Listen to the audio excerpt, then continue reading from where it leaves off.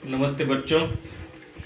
पिछली तसिका को हमने एक नए पाठ को आरंभ किया है जिसका नाम है निर्माणों के पावन युग में, जिसके रचनाकार हैं भूतपूर्व प्रधानमंत्री अटल बिहारी वाजपेयी जी, जो ख्यातनाम लेखक भी हैं, कवि भी हैं, एक कुशल राजनीतिज्ञ भी है और एक कुशल वक्ता भी हैं।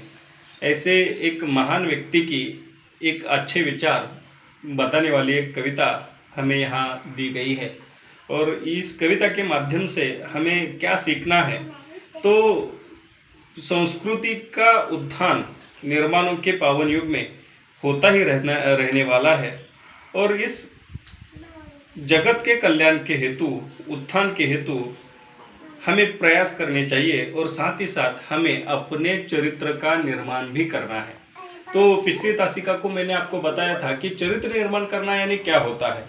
तो बहुत सारे व्यक्ति जो ऐसे होते हैं जो इस दुनिया में आते हैं और कोई महान कार्य करके वे क्या करते हैं, अपने जीवन को सफल बनाते हैं। जिस प्रकार छत्रपति शिवाजी महाराज हैं, स्वामी विवेकानंद जी हैं, लोकमान्य तिलक है, महात्मा गांधी जी हैं, भगत सिंह है, संभाजी महाराज हैं, बहुत सारे ऐसे उदाहरण हैं जिन्होंने अपने खुद के निजी जीवन को सफल बनाया और दूसरों को एक मिसाल बने, इस प्रकार का उन्होंने क्या किया है, अपने जीवन के चरित्र को उजागर किया है। आज कई साल हो गए हैं, फिर भी उनका नाम बहुत ही देखिए कि जोरों शोरों से लिया जाता है और उनके नाम से हमें प्रेरणा भी मिलती है। तो ऐसा काम हमें क्या करना है, इस युग में, निर्माणों के पावन युग में करना है। तो चलिए बच्चों, आज हम क्या करेंगे, पाठ को शुरुआत करेंगे। देखिए, पाठ को शुरुआत करने से पहले एक महत्वपूर्ण बात आप समझ लीजिए कि आपके सामने पाठ्य पुस्तक होनी बहुत ज़रूरी है और जितना भी मैं आपको पढ़ाने वाला हूँ वहाँ आपका ध्यान होना ज़रूरी है। इसलिए आप सभी से निवेदन है कि आप क्या करें, अपनी अपनी पाठ्य पुस्तक आपके सामने रखें। चलिए शुरुआत करेंगे हम निर्माणों के पावन युग में अटल बिहारी वाजपेयी। निर्माणों के पावन युग में हम चरित्र निर्माण न भूलें, स्वार्थ साधना की आंधी में वसुधा का कल्याण न भूलें। तो देखिए, निर्माणों के पावन युग में आजकल का जो जमाना है, जो युग है, वह निर्माणों का युग है। यहाँ अब देखिए कि सुई से लेकर एक विशाल से विशाल यंत्र जो है, उस यंत्रों को बनाने का काम मनुष्य कर रहा है और ऐसे युग में हमें चरित्र निर्माण करना बहुत जरूरी है। इस ऐसे अवस्था में हमें चरित्र को भी ज़्यादा महत्व देना जरूरी है।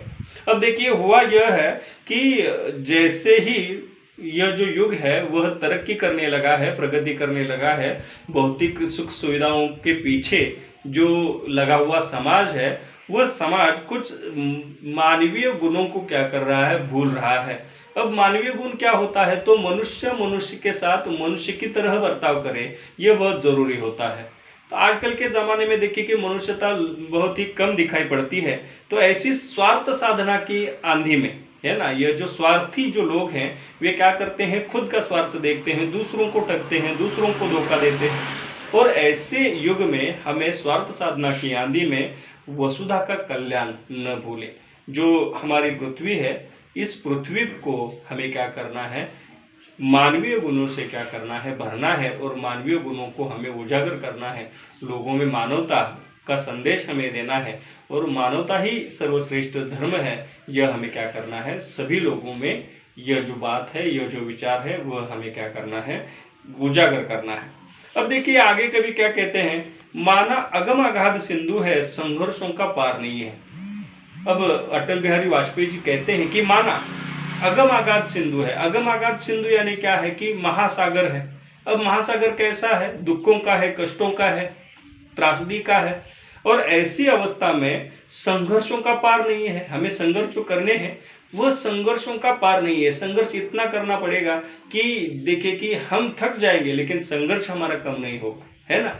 तो ऐसी अवस्था में अटल बिहारी वाजपेयी जी कहते हैं कि माना अगम अगाध सिंधु है, बहुत बड़ा सिंधु है, दुखों का सागर है और इस दुखों के सागर में हमारे संघर्ष को का कोई पार नहीं है।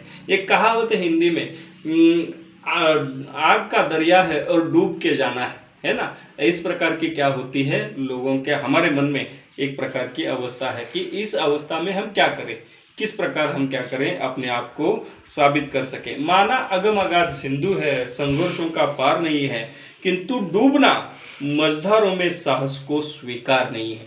लेकिन ऐसी अवस्था में हमें डूबना कतई मंजूर नहीं है, हम नहीं डूबेंगे। हम इसी अवस्था से में क्या करेंगे, उससे जूझेंगे, उससे संघर्ष करेंगे और जीतना ही है हमें हार मंजूर नहीं है।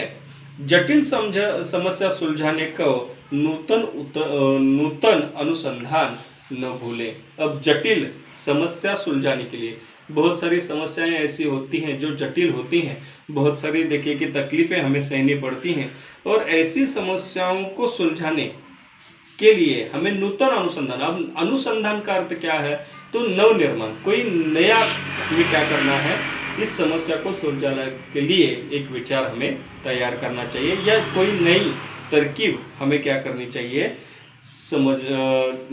ढूंढ कर निकालनी चाहिए। तो यह जो 3 पंक्तियां हैं, उन 3 पंक्तियों का अर्थ देखिए कि कितना महत्वपूर्ण है। कवि हमें क्या करते हैं, प्रेरणा देने का काम करते हैं, और ऐसे युग में हमें अपने चरित्र को क्या करना है, उजागर करना है, आप खुद के चरित्र को हमें क्या करना है। लोहा जो होता है, अब देखिए कि लोहा जब हम अग्नि में डालते हैं तो वह तपता है और ज़्यादा वह क्या होता है, निखरता है।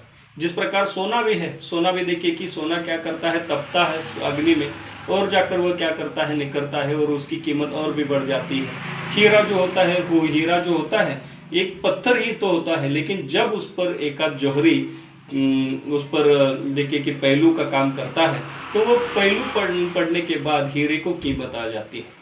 तो उसी प्रकार यहाँ पर भी हमें समस्याओं को सुलझाने के लिए बहुत सारे यत्न करने हैं, प्रयत्न करने हैं, प्रयास करने हैं, और हमें यशस्वी बनना है।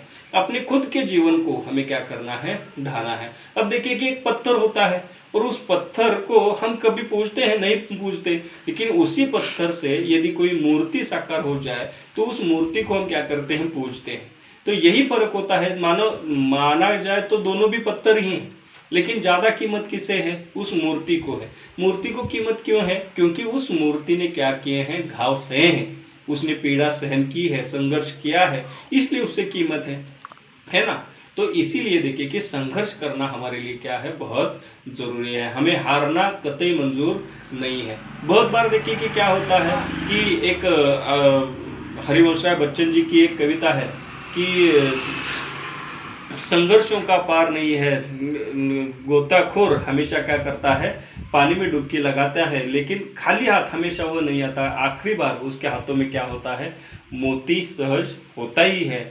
चींटी जो होती है वह क्या करती है, दीवारों पर चढ़ती है, 100 बार फिसल जाती है, लेकिन 100 बार फिसलने के बाद आखिर उसकी मेहनत जो होती है वह बेकार नहीं जाती। कोशिश करने वालों की कभी हार नहीं होती। ये जो उनकी कविता है, वही कविता का संदेश जो है यहाँ पर क्या क्या है, अटल बिहारी वाजपेयी जी ने हमें दिया है कि अगम अगाध सिंधु को पार करने की क्षमता, संघर्ष हमें करना है, हमें डूबना नहीं है, मझधारों को हमें पार करना है, और जटिल समस्या को सुलझाने के लिए हमें नूतन अनुसंधान करना नहीं भूलना है। फिर से देखिए कि वही जो ऊपरी 2 पंक्तियां हैं वह फिर से आई हैं। यह जो कविता है वह गेय कविता है, हम इसे गाकर भी क्या कर सकते हैं, सुना सकते हैं। निर्माणों के पावन युग में हम चरित्र निर्माण न भूलें, स्वार्थ साधना की आंधी में वसुधा का कल्याण न भूलें। तो निर्माणों के पावन युग में हमें क्या करना है, चरित्र का निर्माण करना है, और इस स्वार्थ साधना की आंधी में हमें क्या करना है, वसुधा का कल्याण करना है, इस पृथ्वी का हमें कल्याण करना है। अब देखिए कि आगे कवि क्या कहते हैं, शील विनय आदर्श श्रेष्ठता तार बिना झंकार नहीं है। शील विनय आदर्श श्रेष्ठता तार बिना झंकार नहीं है। शिक्षा क्या स्वर साध सकेगी यदि नैतिक आधार नहीं है। कीर्ति कौमुदी की गरिमा में संस्कृति का सम्मान न भूलें। तो देखिए यहाँ कवि क्या कहना चाहते हैं, बहुत अच्छा विचार, बहुत अच्छी एक देखिए कि काव्य पंक्ति हमारे सामने अटल बिहारी वाजपेयी जी ने रखी है। शील विनय आदर्श श्रेष्ठता। अब शील क्या होता है, शील जो होता है अपना जो चरित्र होता है उसे शील कहा जाता है। अब विनय किसे कहते हैं कि यदि देखिए कि हम बड़ों का सम्मान करते हैं, बड़ों से हम आदरपूर्वक व्यवहार करते हैं, तो वह हमारा विनय है ना। जो भी व्यक्ति दूसरों से बोलते समय आदरपूर्वक बोलता है तो वह विनय होता है ना। तो इस विनय को हमें क्या करना है, हमारे पास, हमारे मन में, हमारे देखिए कि व्यक्तित्व में उसे हमें क्या करना है, ढालना जरूरी है। शील क्या होता है, तो देखिए कि शील यानी हमारा चरित्र होता है। यदि हम झूठ बोलते हैं तो हम शीलवान नहीं कह सकते। यदि हम देखिए कि धोखा देते हैं, चोरी करते हैं, बुरा काम करते हैं, तो वह शीलवान व्यक्ति नहीं कहलाता है ना। तो हमें शीलवंत बनना है, अच्छा व्यक्ति बनना है। तो इसका अर्थ है शील। विनय का अर्थ क्या है, तो हम क्या करें, लोगों से अच्छा व्यवहार करें, छोटों से अच्छा व्यवहार करें, अपनों से, जो अपने से बड़े हैं उनसे भी हमें क्या करना है, अच्छा व्यवहार करना है, उनके साथ विनयशील हमें रहना है। आदर्श, अब देखिए कि हमारे सामने क्या होने चाहिए, आदर्श होने चाहिए। हमें कुछ करना है, कोई व्यक्तियों का हमें क्या करना है, व्यक्तियों की प्रेरणा हमें लेनी है और उस प्रकार हमें काम करना है। और ये जो आदर्श हमारे सामने होने जरूरी है। तो देखिए कि छोटे छोटे बच्चे होते हैं, वे छोटे छोटे बच्चे क्या करते हैं, कभी कभार उनसे सवाल पूछा जाता है कि बच्चे तुम क्या बनोगे। तो देखिए कि बच्चे क्या करते हैं, बहुत अच्छे उदाहरण देते हैं कि मैं सचिन तेंदुलकर बनूंगा, वीरेंद्र सहवाग बनूंगा, या विराट कोहली बनूंगा। या कोई बच्चा कहता है कि मैं एपीजे अब्दुल कलाम बनूंगा, मैं साइंटिस्ट बनूंगा, मैं वैज्ञानिक बनूंगा। तो यह उनके जो आदर्श है वह वे क्या करते हैं, निर्माण करते हैं। तो उसी प्रकार हमें क्या होने चाहिए, आदर्श होने चाहिए। साथ ही देखिए कि श्रेष्ठता, है ना। अब एक दूसरा मुद्दा आया, उपस्थित हुआ है यहाँ पर कि श्रेष्ठता क्या होती है। तो अपने आप को हमें श्रेष्ठ बनाना चाहिए। तो देखिए इसका भी मैं एक उदाहरण दूं कि होता यह है कि व्यक्ति जो होता है, प्रत्येक को व्यक्ति को क्या मिलता है, शरीर को मिलता है ना। मैं जिस प्रकार हूँ उसी प्रकार आप हैं। दूसरा व्यक्ति पे देखिए कि क्या है, अपनी ही तरह है, उसे भी 2 हाथ हैं, 2 पैर हैं, नाक कान है, सभी कुछ है ना। लेकिन व्यक्ति पर तो क्या हो जाता है, श्रेष्ठता उसमें अलग अलग हो जाती है। अब समझ लीजिए कि अटल बिहारी वाजपेयी जी जो हैं वे श्रेष्ठ हैं, है ना। नरेंद्र मोदी श्रेष्ठ हैं। वे भी देखे कि अपनी तरह ही व्यक्ति थे, लेकिन वे श्रेष्ठ थे। क्यों श्रेष्ठ थे, क्योंकि उनका व्यक्तित्व जो था, वो व्यक्तित्व ही उन्होंने इस प्रकार ढाला था कि वे क्या बने हैं, श्रेष्ठ बने हैं। तो हमें भी क्या करना है, अपने आप के व्यक्तित्व को हमें श्रेष्ठ बनाना है। अच्छे विचार, जब देखिए कि अच्छे शरीर में अच्छे विचार हों तो वह व्यक्ति क्या करता है, अच्छा बनता है। तो उसी प्रकार हमें क्या करना है, ये जो 4 गुण हैं, उन 4 गुणों को क्या करना है, स्वीकार करना है। शील, विनय, आदर्श और श्रेष्ठता, ये 4 जो गुण हैं, उन 4 गुणों को हमें क्या करना है, स्वीकार करना है। उनका हमें क्या करना है, योगदान हमें वे ढाले। तार बिना झंकार नहीं है। अब देखिए इसका अर्थ आप समझ लीजिए कि तार बिना झंकार नहीं है। अब एक वीणा ही लीजिए या गिटार लीजिए, यदि उसमें तार ही नहीं है तो क्या वह बजेगी, नहीं बजेगी, है ना। तो उसके लिए क्या आवश्यक है, तार आवश्यक है ना। और मात्र तार होनी भी आवश्यक नहीं है, तो उसमें देखिए कि जितनी आवश्यक उसमें देखिए कि खिंचाव चाहिए, उतना आवश्यक खिंचाव भी उसमें होना चाहिए, तब जाकर क्या बनता है, अच्छी झंकार उससे निकलती है। तो उसी प्रकार मात्र मनुष्य का देह प्राप्त होने से कोई नहीं होता, उसमें अच्छे विचार होने क्या होते हैं, बहुत जरूरी होती है। इसीलिए कवि ने यहाँ कहा है, तार बिना झंकार नहीं है। मात्र शरीर होने से उपयोग नहीं है, मनुष्य को मनुष्य की तरह क्या करना चाहिए, बर्ताव करना चाहिए। बहुत सारी ऐसी बातें हैं बच्चों की, जो बातें मैं क्या कर सकूंगा, आपको बता सकूंगा कि मनुष्य किस प्रकार मनुष्यता छोड़कर व्यवहार करने लगा है। अब देखिए कि ये जो कोरोना की जैसी महामारी की समस्या हमारे सामने आई है, वह कैसा उदाहरण है।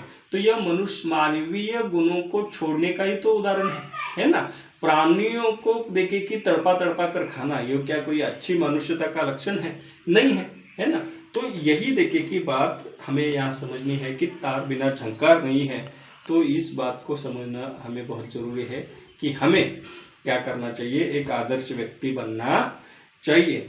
शिक्षा क्या स्वर साध सकेगी यदि नैतिक आधार नहीं है।